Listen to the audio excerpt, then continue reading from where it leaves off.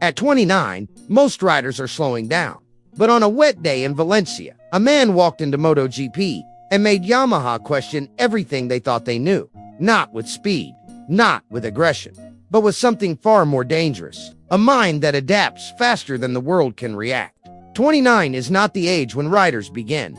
It's the age when careers usually begin to fade. But Toprak Razgatlıoğlu has never followed the path expected of him. After years of rumors, broken negotiations, and silent preparation behind closed doors, Valencia finally became the place where the world saw what Toprak could become in MotoGP. Before he even touched the track, he surprised everyone. The number on his bike wasn't 54. It wasn't the number 1 plate he carried in World S. It was number 7, the number of Barry Sheene, a legend of the sport, a symbol that Toprak was not bringing his past into MotoGP. He was building something entirely new. Legends were already watching him. Danny Pedrosa had said it before. He reminds me of Kevin Schwantz, spectacular, fearless, and Schwantz himself believed Toprak could do anything on a motorcycle. But Valencia was not about impressing legends.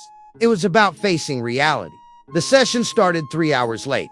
The track was damp, cold, and unpredictable. Only a handful of laps were possible before a red flag stopped the session again. But when the track finally dried, Toprak didn't rush. He didn't try to set a fast lap. He simply began studying the bike, like a man reading a new language. He completed 53 laps and finished 18th out of 22 riders. But Yamaha wasn't looking at the lap times. They were looking at something else. Toprak is known for one thing above all: braking later than what physics should allow.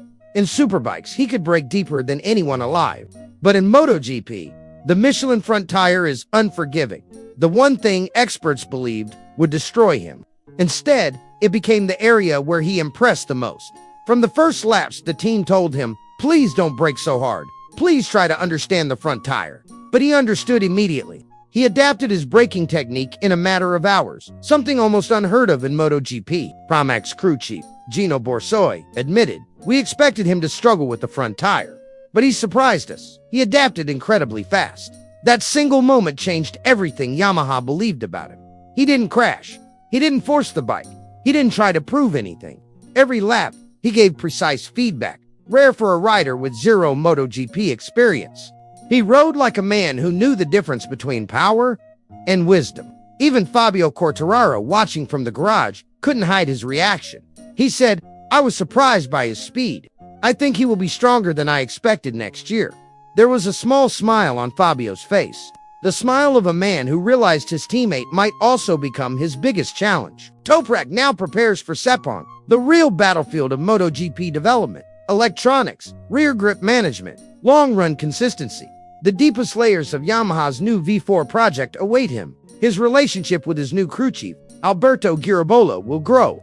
His understanding of Michelin tires will sharpen, and the world will begin to see the full potential of a rider who refuses to be defined by expectations. Toprak did not try to force MotoGP to adapt to him. He is learning how to adapt to MotoGP, and that is why his debut mattered.